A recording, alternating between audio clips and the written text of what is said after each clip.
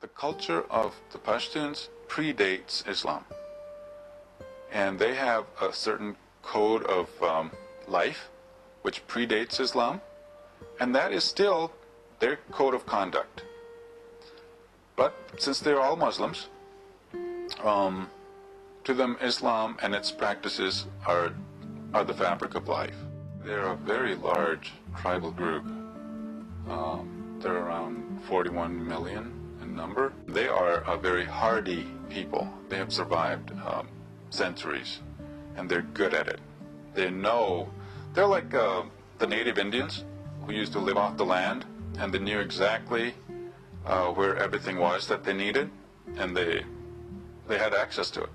Same for the Pashtun. This is their land. They have inhabited it for a long, long time. You can roughly divide them up between Afghanistan and Pakistan, half and half pretty much. And then, give or take, you have a few million around the world in other countries. Both Afghanistan and Pakistan are such countries where people try to leave there if they possibly can, because opportunities are limited. They want to leave, but it's never to leave. It's to leave so they can make money and get a better chance at life for themselves and their families, and then to come back, bring that wealth back. There are three things that a Pashtun would die for.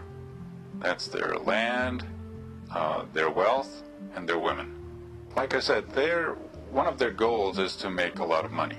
They will come and they will work as laborers. They will do anything. They will carry stuff for you. They're the ones who are building roads, buildings.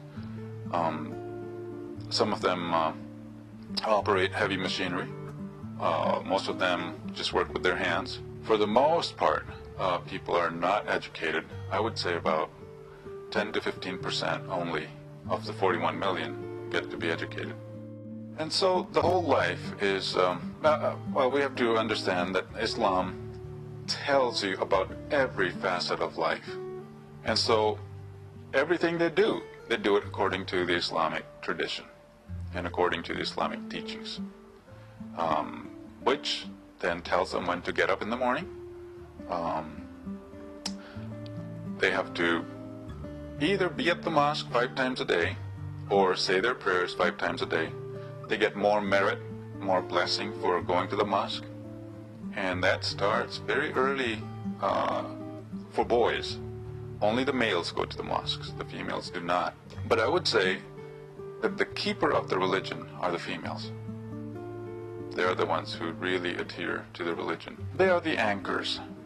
They are the ones that men always come back to, either their sons or husbands or the father and the family who would always come home. For the Pashtuns, life is lived in domains. There is the public domain, which is the marketplace, and then there's the private domain, which is the home, and the women belong in the private domain. And for the men, it's the public domain. That's where they roost. That's where they rule. But at home, it's the women. With the Pashtun, if they give you their word, they're going to keep it. They are very friendly.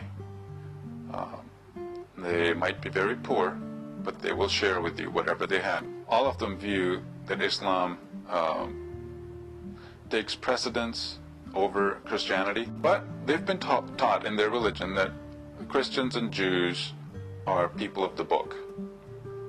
And as such, as Christians, you do have a certain position in their eyes, and that they will treat you with respect. And I would say our concept in reaching the Pashtuns should be one at a time. When we arrive here initially, we don't know the language, we don't know the culture. Meanwhile, we do have resources, we have tools. But I would be hesitant to use the print material, because given that 90% of the people cannot read, you don't want to start with the printed material. You want to start with audio-visual materials. And even before then, you start with just talking to people. You're going to pour yourself into finding out how you can reach that person, how you can love that person better, how you're going to expose that person to the love of Christ, how you're going to share what Jesus said and taught, And you're going to model for that one person what it means to live as a Christian.